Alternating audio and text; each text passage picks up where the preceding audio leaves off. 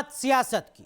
देश की सियासत में कुछ ऐसे चेहरे हैं जो ताल ठोककर मजहबी लकीर पर ना सिर्फ वोट मांगते हैं बल्कि कट्टरपंथी सूत्र पर मुसलमानों को भड़काते भी हैं। ऐसा ही एक चेहरा है हैदराबादी भाईजान अज़दुद्दीन ओवैसी का, जो कभी पत्थरबाजों पर पुलिसिया एक्शन से आहत हो जाते हैं तो कभी गरबा में पहचान छुपाकर घुसपैठ करने वाले कुछ लव जिहादियों पर पुलिस के रवैये से आक्रोश में आ जाते हैं। अब भाईजान ने एक ट्वीट कर अपने भड़काऊ भाषण को सोशल मीडिया पर परोसा है। सवाल यह है, आखिर मकसद क्या है?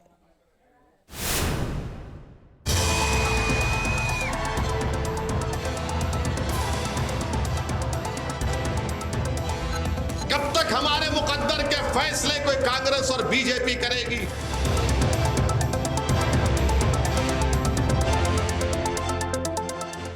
भाईजान जहर उगलेंगे, बात संविधान की करेंगे।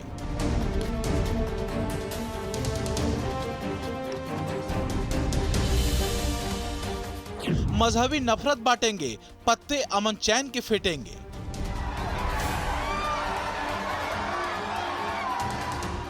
छोटा भाई देवी देवताओं का अपमान करेगा और लोग मुसलमान को डरा रहे हैं। अरे मोदी है, मोदी है, का मोदी, किधर का मोदी? भाईजान मुसलमान पर विक्टिम कार्ड जलेंगे।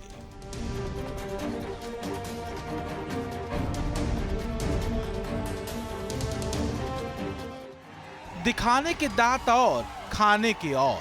हैदराबादी भाईजान के लिए कहावत ऐसे बदल जाती है कि दिखाने के लिए जुबान और, कौम के लिए कुछ और।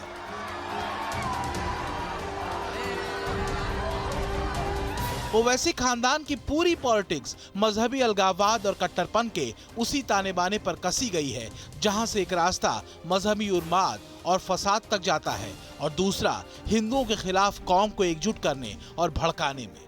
यकीन न हो तो ओवैसी के ट्विटर हैंडल पर गिरा ताजा माल, सुनिए जरा। खामोशी बुज़दिली है, याद रखो, और भारत के संविधान में आपको बोलने का इख्तियार है। आपको बोलना पड़ेगा, आपको लड़ना पड़ेगा पुरअमन तरीके से। इस्लामिक कट्टरपंथ के जहर में घुली हैदराबादी भाईजान ओवैसी की सियासत का ताजा पन्ना ऐसे ही भड़काऊ बयानों की कटपीस से भरा है।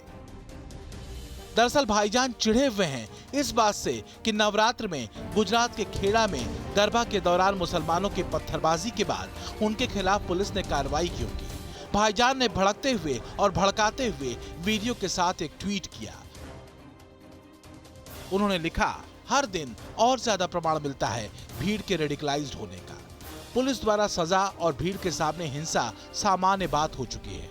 मुस्लिमों के खिलाफ टारगेटेड हिंसा को न्याय की तरह दिखाया जा रहा है। ये मोदी के विश्वगुरु न्यू इंडिया 5G $5 ट्रिलियन की इकोनॉमी की हकीकत है। इसे कहते हैं चित भी मेरी और पट भी मेरी।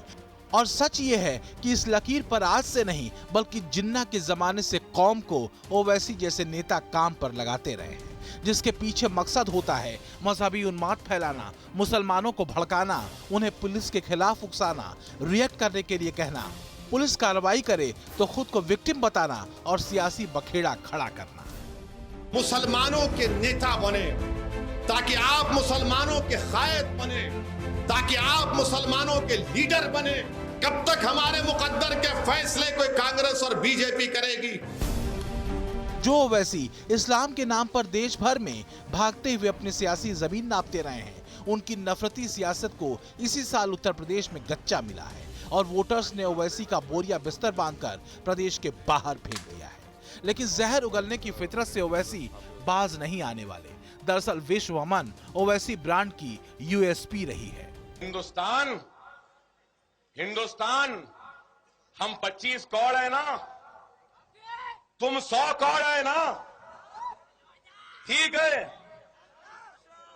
तुम तो हमारे से इतने ज्यादा है। 15 मिनट के लिए पुलिस को हटा लो, बता लेंगे किसमें हिम्मत है, कौन ताकतवर है। देश के हिंदुओं, देश की सरकार और देश की पुलिस को नसीहत देने वाले जहरीले ओवैसी सीनियर, ओवैसी जूनियर की इस धमकी पर पतली गली से बच निकलते रहे हैं। लेकिन असल में इस्लाम के नाम पर ओवैसी ऐसे नफरती खंजरों को आस्तीन में छुपाए फिरते हैं जिसका इस्तेमाल वो चुनावी हवा में और देश के भीतर मुसलमानों को भड़काने में बखूबी करते हैं। नफरत का अंधेरा, इस अंधेरे में अगर रोशनी अगर कोई पैदा कर सकता है तो आप और हम कर सकते हैं।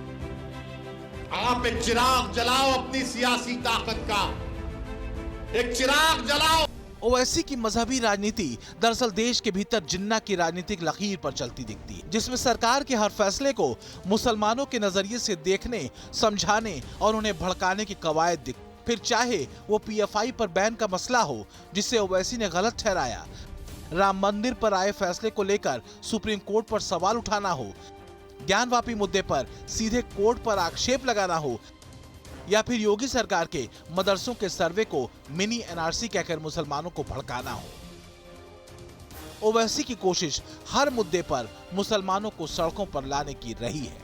इसे समझना जरूरी है कि इंदौर में पुलिस ने एक्शन इसलिए लिया क्योंकि मुस्लिम लड़के पहचान छुपाकर गरबा में गए थे और छेड़खानी की थी, तो वहीं खेड़ा में मुस्लिम पक्ष ने गरबा खेल रही महिलाओं पर पत्थरबाजी की थी और जब पुलिस ने पत्थरबाजों को पकड़कर सार्वजनिक माफी मंगवाई तो ये बात ओवैसी को पसंद नहीं आई।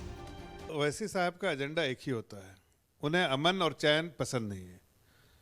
अमन और चैन को भंग करना उनको बहुत पसंद है और खासकर मुस्लिम समाज को कटघरे में खड़ा करना, उनको वर्गलाना, उनको गुमराह करना, उनको उत्तेजित करना, यही उनका काम है। तो क्या ओवैसी का मतलब और मकसद ये है कि देश के भीतर मजहबी कट्टरपंथियों को खुले खेल की छूट दे दी जाए, वो पत्थरबाजी करें, वो हिंदुओं के पर्व में गंदी नीयत के साथ एंट्री करें और पुलिस उन पर कार्रवाई भी न करे? Team news nation.